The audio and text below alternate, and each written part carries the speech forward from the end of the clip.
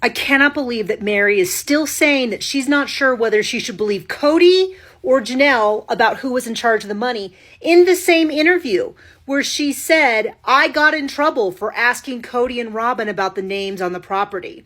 And she told us a story we'd never heard before, which is that at some point, and they didn't film it, Meri had to go with an accountant to Kody and Robyn to prove that she was giving money to the family. How are you saying that Janelle was in charge of the money when she just gave 2 examples in this one episode of times where Kody called her to task regarding money and assets and things like that? And Meri filmed this in October, so this is after all the stuff we saw all season about Kody saying, I'm not sure whether Meri deserves this. I think Meri should get whatever, 10% or whatever. Like, she's seen all this, and now she's saying, well, I don't know. It does seem like Janelle was in charge of the money. You mean Janelle, who's having to get a lawyer to get her share? What is the idea that, Janelle's this fiscal mastermind who stole all this money, and that's why Janelle is now living with her daughter, in North Carolina to save up to be able to invest in a very modestly priced piece of land. Do I believe that Janelle stole all the money, or do I believe the person who, at this time, when this was aired, their house was already listed for $1.7 million?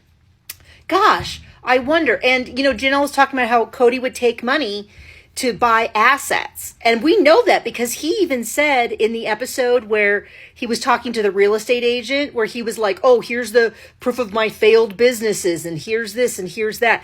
And who told Meri that she couldn't have family money to buy the B&B? Now, I'm not saying that's necessarily wrong, but it was Kody. It's just crazy to me. And we already heard that Janelle went to Robyn and was like, hey, if you buy this house, there's a good chance we're not going to be able to invest in Kody Pass. And then Kody went and yelled at Janelle about that. I don't say that Meri should trust Janelle about everything, but for Meri to have gone through this season and is still gosh, I don't know who to trust. Kody and Robyn are saying that Janelle's in charge of the money, and Janelle's saying that Kody made the final decision. But geez, Janelle was living in that apartment. She was living in an RV. And I've seen some people say oh, well, clearly Janelle had money for an RV. Well, yeah, Meri also was paying $5,000 a month for her rental. So I'm not saying that both of them had no access to any money. I'm just saying Meri was renting a place.